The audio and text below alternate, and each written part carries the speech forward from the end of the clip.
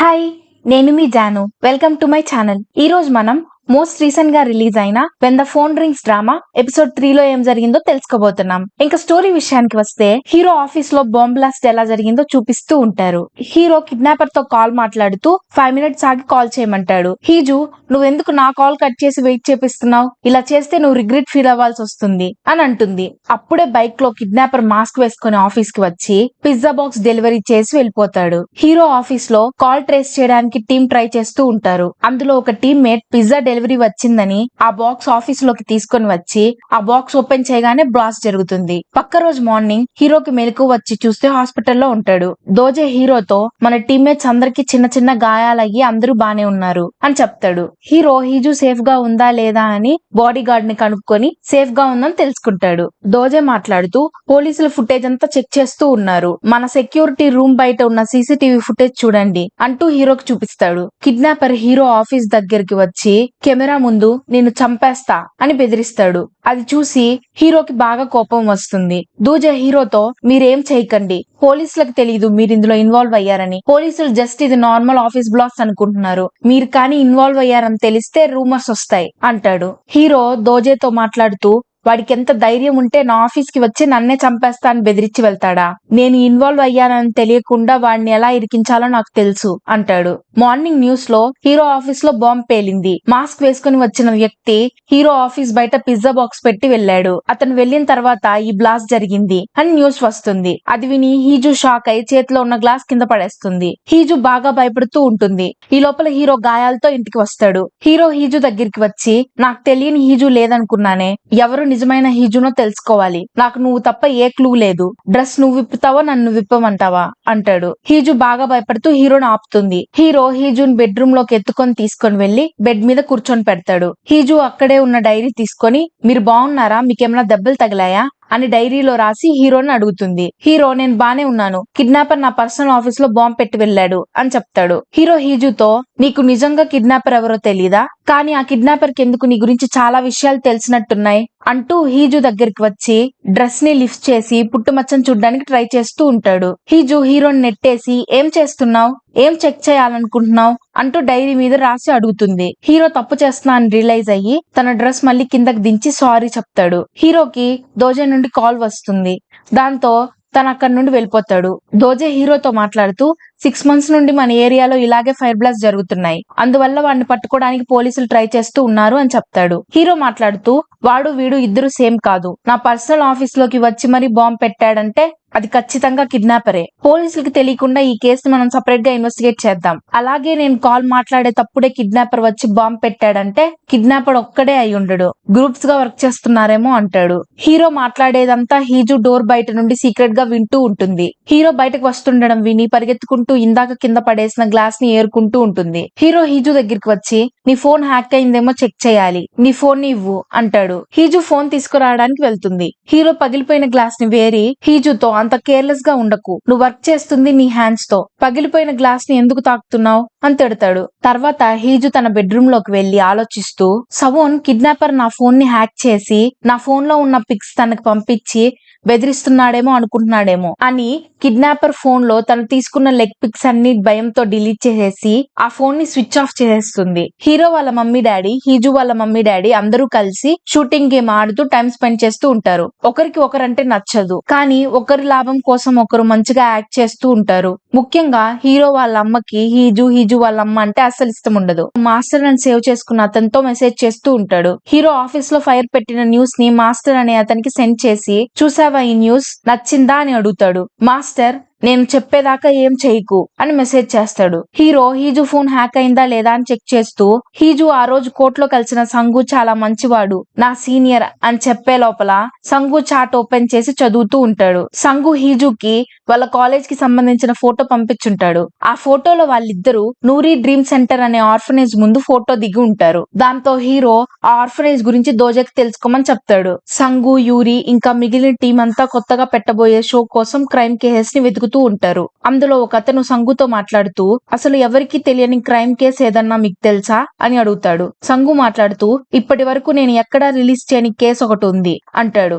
Yuri, ఏంటో మాకు చెప్పండి, తెలుసుకోవాలనుంది అని అడుగుతుంది. సంగు ఆ స్టోరీ చెప్తూ, నేను నూరి డ్రీమ్ సెంటర్ లో పెరిగిన ఆర్ఫన్ ని. 20 సంవత్సరాల క్రితం ఆర్ఫన్ దగ్గర ఒక మ్యాన్షన్ ఉండేది. నేను ఆ మ్యాన్షన్ చూడ్డానికి వెళ్ళాను. అందులో సౌల్ నుండి వచ్చిన ఆ రిచ్ ఫ్యామిలీకి సంబంధించిన బాబు అక్కడే ఉండేవాడు. ఆ బాబుతో రోజు నేను ఆడుకుంటూ ఉండేవాణ్ణి. కానీ ఒక రోజు ఆ ఇంట్లోకి వెళ్ళినప్పుడు ఒక దారుణాన్ని చూసి షాక్ అయ్యి అక్కడి నుండి పారిపోయాను అని స్టోరీ అంతవరకే చెప్పి సంగు అక్కడి నుండి వెళ్ళిపోతాడు. హీరో హీజు ఫోన్ లో సంగు చాట్ లో వాళ్ళిద్దరూ లంచ్ కి మీట్ అవబోతున్నారని చదువుతాడు. దాంతో హీరో యూరిని ఆ రెస్టారెంట్ కి లంచ్ కి ఇన్వైట్ చేస్తాడు. హీరో స్పోక్స్ పర్సన్ అవ్వక ముందు అనౌన్సర్ గా వర్క్ చేసేవాడు. అలా యూరికి హీరోకి పరిచయం ఉంటుంది. సంగు హీజు ఇద్దరు లంచ్ చేస్తూ ఉంటారు. యూరి కూడా అదే రెస్టారెంట్ కి వచ్చి సంగు హీజు అక్కడ ఉండడం చూసి షాక్ అయ్యి మీరిద్దరేంటి కలిసి ఉన్నారు అని అడుగుతుంది. సంగు యూరితో హీజు నా కాలేజ్ జూనియర్ అని చెప్తాడు. యూరి వాళ్ళిద్దరితో ఇప్పుడు నాతో లంచ్ చేయడానికి వచ్చే వ్యక్తిని చూసి షాక్ అవ్వకండి అని చెప్పి వెళ్ళిపోతుంది. హీరో అక్కడికి వస్తాడు.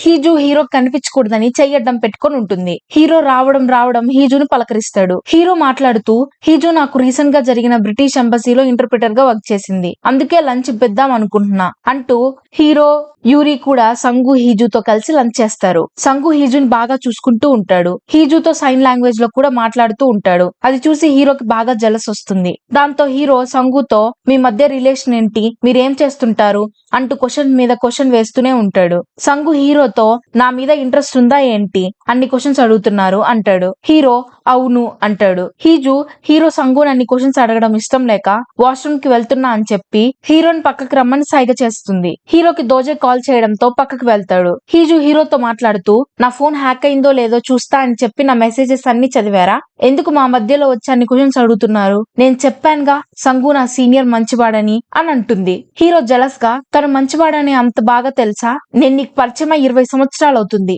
నేను ఎలాంటి వాడినో నీకు అసలు తెలుసా, నాకు నీ గురించి అంతా తెలుసు అనుకున్నా, కానీ నాకు తెలియని హీజు ఉందేమో అనిపిస్తుంది అని చెప్తాడు. హీరో వాళ్ళ ఆఫీస్ బయట ఒక చిన్న బ్లాస్ట్ జరుగుతుంది. అక్కడే మాస్క్ వేసుకొని ఫైర్ ని చూస్తూ ఉన్న వ్యక్తిని దోజే చూసి అతన్ని చేసి పట్టుకొని పోలీసులకు అప్పగిస్తాడు. అతను 6 months గా ఆ ఏరియాలో చిన్న చిన్న బాంబ్ బ్లాస్ట్ చేసే క్రిమినల్. ఈ విషయం దోజే హీరో కాల్ చేసి చెప్తాడు. హీరో దోజేతో మాట్లాడుతూ ఆ క్రిమినల్ కిడ్నాపర్ కాదు, మన ఆఫీస్ కి వచ్చి మరీ బాంబ్ బ్లాస్ట్ చేసి వెళ్ళాడంటే అది కిడ్నాపరే అయి ఉంటాడు అని చెప్తాడు. ఆ కాల్ తర్వాత హీరో అర్జెంట్ గా వెళ్లాలని అందరికి బిల్ పే చేసి అక్కడి నుండి వెళ్ళిపోతాడు. హీజు కూడా ఆఫీస్ లో పిలుస్తున్నారని చెప్పి అక్కడి నుండి వెళ్ళిపోతుంది. వాళ్ళు వెళ్ళిపోయాక సంగు యూరితో సవోన్ వైఫ్ ఎవరు అని అడుగుతాడు. యూరి మాట్లాడుతూ తను మన న్యూస్ ఛానల్ చైర్మన్ పెద్ద కూతురు ఈయన అని చెప్తుంది. హీరో దోజేతో సంగు గురించి తెలుసుకోమని అడుగుతాడు. దోజే నాకు సంగు తెలుసు అంటూ తన యూట్యూబ్ ఛానల్ చూపించి తనకి 2 lakh సబ్స్క్రైబర్స్ ఉన్నారు, తనకి అమ్మాయిల ఫాలోయింగ్ ఎక్కువ అని చెప్తాడు. హీరో అమ్మాయిలు ఎందుకు తనంటే ఇష్టపడతారు అని అడుగుతాడు.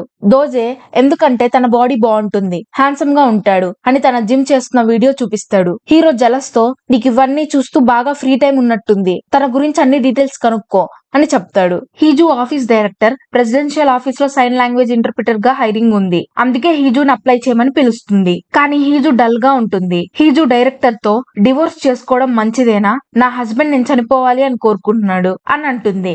డైరెక్టర్ మీ ఇద్దరి మధ్య ఏదో మిస్అండర్స్టాండింగ్ ఉన్నట్టుంది, తనని అర్థం చేసుకోవడానికి ట్రై చేయి అని చెప్తుంది. హీజు పార్కింగ్ లో కార్ తీసుకోవడానికి వెళ్తుంది. తను కార్ బయటకు తీసే లోపల డోర్ క్లోజ్ అయ్యి సడన్ గా కార్ అవుట్ ఆఫ్ కంట్రోల్ అయ్యి హ్యాక్ అయినట్లు రేడియో ఆటోమేటిక్ గా స్టార్ట్ అవుతుంది. హీజు అది చూసి బాగా భయపడుతుంది. సెక్యూరిటీ గార్డ్ వచ్చి మళ్ళీ డోర్ ఓపెన్ చేస్తాడు. హీజు భయంగా ఇంటికి వస్తుంది. కిడ్నాపర్ కి నా దగ్గర ఫోన్ ఉందా అని అర్థమైపోయిందా ఏంటి, నేను త్వరగా నా పని పూర్తి చేసుకోవాలి అని హీరోకి కాల్ చేయబోతుంది. కానీ ఈ లోపల హీరో ఇంటికి వస్తాడు. దాంతో హీజుయే బయటకు వెళ్ళడానికి చూస్తుంది. కానీ హీరో ఏం కావాలో చెప్పు, నేను బయటకు వెళ్లి తీసుకొని వస్తా అని స్టోర్ కి వెళ్తాడు. హీరో స్టోర్ కి వెళ్లడం చూసి హీజు కిడ్నాపర్ ఫోన్ నుండి హీరోకి కాల్ చేస్తుంది. హీజు మాట్లాడుతూ నీ వైఫ్ కి డివోర్స్ ఇవ్వు అని చెప్తుంది. హీరో నేను హీజుకి డివోర్స్ అస్సలు ఇవ్వను, అయినా హీజుకి డివోర్స్ ఇస్తే నీకేం లాభం అని అడుగుతాడు. హీజుకి ఏం మాట్లాడాలో అర్థం కాదు. హీజు హీరోతో మాట్లాడుతూ అయినా నువ్వు హీజుని ప్రేమించేం పెళ్లి చేసుకోలేదు కదా, డివోర్స్ ఇవ్వడానికి ఏం అంటుంది. హీరో నాకెందుకో నువ్వు హీజు కోసం ఈ డివోర్స్ అడుగుతున్నట్టుంది, నీలాగా పక్కన వాళ్ళ వైఫ్ ప్రైవేట్ ఫోటోలు పంపించి ఆఫీస్ తగలపెట్టేవాడిని హీజుకి క్లోజ్ అవ్వనివ్వను, నేను కాల్ పెట్టేస్తున్నా, హీజు నా కోసం ఇంట్లో వెయిట్ చేస్తూ ఉంటుంది, నేను వెళ్ళాలి అని చెప్పి కాల్ కట్ చేసేస్తాడు. హీరో హీజుకి కావాల్సిన స్టోర్ నుండి తెచ్చి హీజుకి ఇస్తాడు. హీరో హీజుతో నేను నీకు డివోర్స్ ఇవ్వను, నీకు డివోర్స్ ఇస్తే నా పరువుకి పదవికి ప్రమాదం, నేను ఇది నీకెందుకు చెప్తున్నానంటే ఎవరన్నా నిన్ను బెదిరిస్తారేమో అని ముందే చెప్తున్నా అని అంటాడు.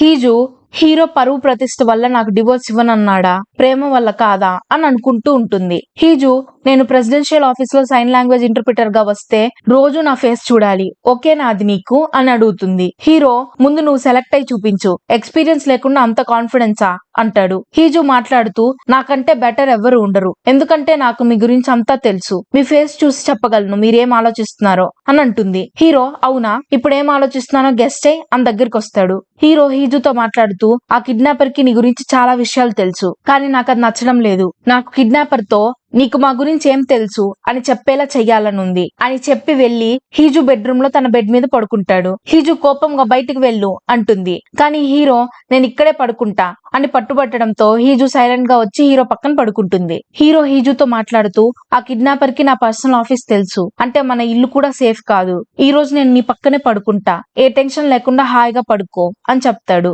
హీజు నిద్రపోయాక హీరో లేచి వెళ్ళిపోతాడు. హీజు చిన్నగా ఉన్నప్పుడు ఒక యాక్సిడెంట్ జరుగుతుంది. ఆ యాక్సిడెంట్ లో హీజు స్టెప్ డాడ్ కొడుకు చనిపోతాడు, కానీ హీజు చిన్న గాయాలతో బతుకుతుంది. కానీ హీజు వాళ్ళమ్మ గ్రీడీగా, నువ్వు చనిపోవాల్సింది, నువ్వే దెబ్బలు లేకుండా ఉంటే ఎలా, చైర్మన్ కొడుకు చనిపోయి కూతురు డెఫ్ గా ఉండి నువ్వు ఇలా ఉంటే మనల్ని ఎలా ఉంచుకుంటారు, అందుకే ఈ రోజు నుండి నువ్వేం మాట్లాడుకు, యాక్సిడెంట్ వల్ల ట్రోమాలో నీ మాటలు కోల్పోయావు అని చెప్తా, చైర్మన్ మనల్ని బాగా చూసుకుంటారు అని వాళ్ళ అమ్మ అప్పటి నుండి హీజుని మాట్లాడనివ్వలేదు. హీజు వాళ్ళ డాడీ హాస్పిటల్ కిడ్నాపర్ వెళ్తాడు. హీజు వాళ్ళ డాడీని నర్స్ వాకింగ్ కి బయటకు తీసుకుని వచ్చి పని మీద లోపలికి వెళ్తుంది. ఆ టైంలో కిడ్నాపర్ తన ఫాదర్ ని తీసుకుని పక్కకు వెళ్లి తన ఫాదర్ ఫోన్ నుండి హీజుకి కాల్ చేస్తాడు. కిడ్నాపర్ మాట్లాడుతూ, నువ్వు నాకు బాగా నచ్చావు, నా ఫోన్ ని బాగా వాడుతున్నావు, అసలు సవోన్ని ఏమని బ్లాక్మెయిల్ చేస్తున్నావో తెలుసుకోవాలనుంది అంటాడు. హీజు భయంగా డివోర్స్ చేయమని అంటుంది. కిడ్నాపర్ నవ్వుతూ, ఇలాగే బ్లాక్మెయిల్ చేస్తూ ఉండు, మా గోల్ నీ గోల్ ఒకటే, అందుకే కాల్ చేయి అంటూ తనకు కొన్ని పీకిన పళ్ళను చూపిస్తాడు. నువ్వు కానీ రోజు సవోన్ కి కాల్ చేసి బ్లాక్మెయిల్ చేయకపోతే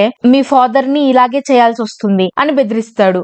దాంతో హీజు బాగా భయపడి కంగారుగా వాళ్ళ డాడీని చూడడానికి హాస్పిటల్ కి వెళ్తుంది. హీజు వాళ్ళ డాడీని చూసి బాగా ఏడుస్తుంది. ఇద్దరు పోలీసులు హీజు వాళ్ళ డాడీ మిస్ అవ్వడంతో తనని వెతకడానికి అక్కడికి వస్తారు.